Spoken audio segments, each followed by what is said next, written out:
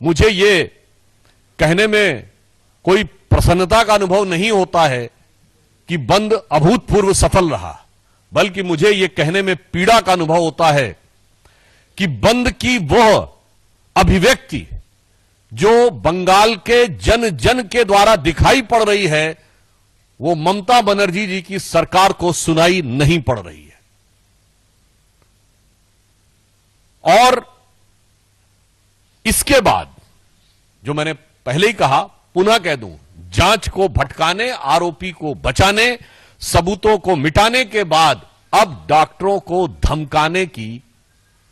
एक नई रणनीति दिखाई पड़ रही है। आपने इससे पहले कोई ऐसा बंद नहीं देखा होगा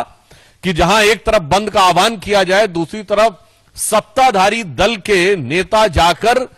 दुकानों को खुलवाने का प्रयास करें, फिर इसके बाद मुख्यमंत्री आकर प्रेस को संबोधित करें और आप उनके शब्दों को गौर करिए। वो क्या कह रही हैं? मैं नहीं चाहती कि एफआईआर हो, हम एफआईआर नहीं करना चाहते ताकि कैरियर ना बर्बाद हो, पासपोर्ट और वीजा मिलने में समस्या ना हो। मुझे लगता है कि देश की प्रबुद्ध जनता और पश्चिम बंगाल, जहां की प्रबुद्धता कई शताब्दियों से बहुत प्रसिद्ध है, वो इसका अर्थ, भाव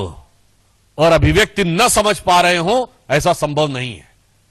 भारतीय जनता पार्टी स्पष्ट रूप से कहना चाहती है कि शब्दों के हेरफेर के साथ ममता बनर्जी जी ने सीधे डॉक्टरों को धमकाने का काम किया है और एक प्रकार से उनके कैरियर के ऊपर प्रश्न चिन्ह लगाने का काम शब्दों के